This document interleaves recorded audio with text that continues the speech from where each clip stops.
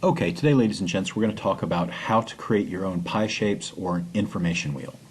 Now, I watched a tutorial today online, and it was a pretty boring tutorial, but one thing that they had was this really interesting way of presenting information. They had, in the tutorial, they had 5 points that they wanted to make, and they had a section for each of the 5 points. Now, I've got 7 here, but there's a reason for that. I'll get to that in a minute. But basically, they went through, and for each of the points, they presented some information, and just rotated the wheel around as they came to each individual point. So I got to thinking about how I would do that myself, because that particular graphic does not exist, as far as I know, in PowerPoint, or which is the presentation software that I use.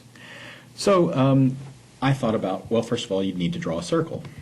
Actually, you need to draw a couple of circles. Now, I have my circle set up right now to do this radius creation so that I can go from the center, and since I have my center guidelines all set up, I'm just going to go right from the middle and draw a circle from that center out to the end. Okay, and then I'm going to draw another one. Whoops, that's not what I wanted to do.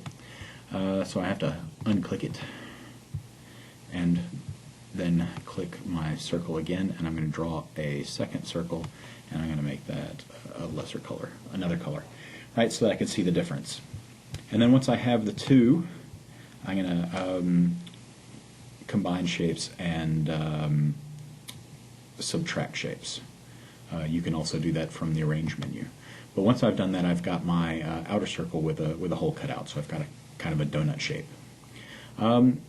And then the next thing I wanted to do is cut it up into sections. Well, the wonderful thing about the 360 degrees that make up a circle is that it's evenly divisible by all kinds of numbers, right? 360 divided by 3, 120, by 4 is 90, by 5 is 72, and on, with the exception of this number 7. 7 does not evenly go into 360. As a matter of fact, there are several decimal places beyond this 0.42 that go on and on and on. So for most of these numbers, it's very simple to just draw yourself a line, and I'm going to draw one here, and I've got this set to 20 pixels wide, and if I were to select the line, I'm going to change to rotation handles, right? Show my rotation handles up here, and drag this center point of the rotation down to the crosshairs on my center point for the circle, for the whole drawing, as a matter of fact. Once I've done that, then I can press Control K and just enter in these numbers. So if I wanted to do 5 points, right, I could just enter in 72 here on my rotation and press enter, and that would go around 72 degrees, and then just press Control K again and another 72, Control K and another 72, and on until I get all the way around and have my 5 equally sized pie shapes, right? And then I can just grab all of those and change them convert them from lines to shapes, grab all the shapes together and add shapes, and then subtract it from this circle in the background. Well, I'm not going to do that because I want to show you how I would do that with 7, and because 7 isn't a number that goes into 360 evenly, there's another way you can do it.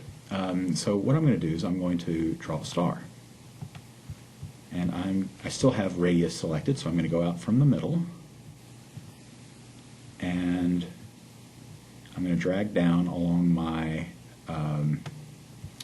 center, and I'm going to change this to an orange color or something like that, and I'm going to create this nice little star. Now I'm going to go ahead and grab one of these center points and drag it down close to this the center point of my circle.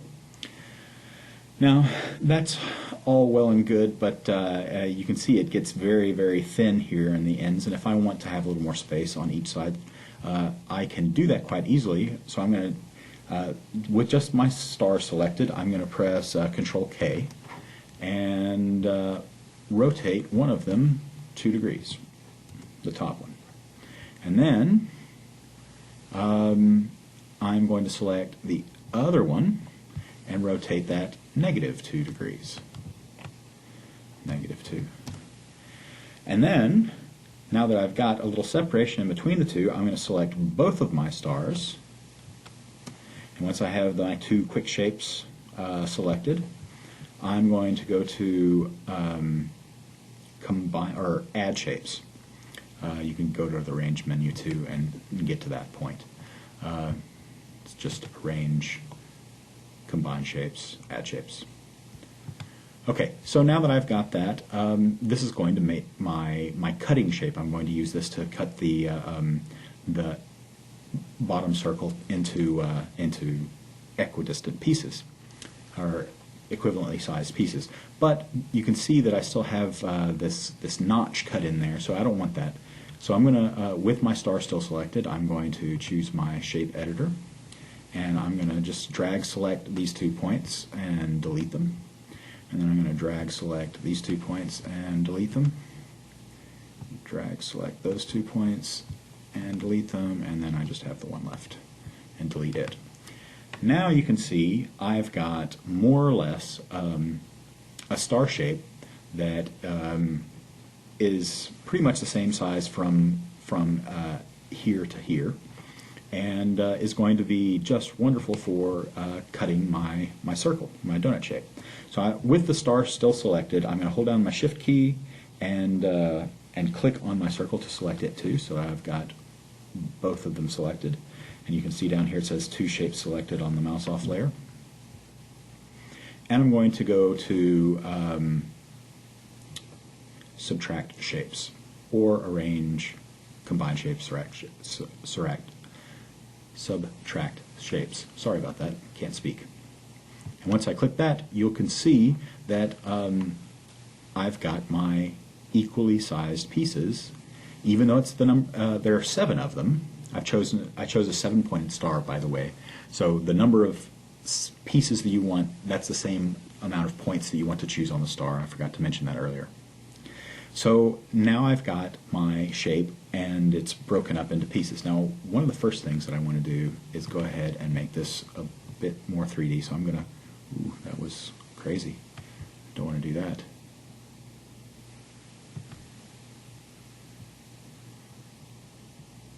Maybe not rounded. Maybe not that either. None. That looks pretty good, actually. And I'm going to tilt it just slightly so that I get my my 3D face. Yeah? So now that I've got that, the last thing that I want to do is break my shapes. So okay, so what I need to do now is go to Arrange, Convert to Editable Shapes, and then Arrange Break Shapes. And that breaks my shapes apart into individual pieces. And if I were to select all of these together, you can see now that I have, it says 7 photos on the mouse off layer, but that's because I've used this the 3D tool to make them bitmaps now. But that's fairly easy to do. You could also have done it with another vector shape underneath and created some kind of shadow or something similar to that. And then if you can do whatever you want with it, you could add some numbers going around. Now that this is you know, a separate shape, you could add a color to it, move it up a bit to separate it out, that kind of thing. But in any case, that's the quick and dirty methodology for creating your own shapes. And like I say, once you have it in a usable format, you can do something very interesting with it and create your own drawings, your own graphics for presentations, that kind of thing. So I hope you found that useful and interesting, and will come back and visit us again next time.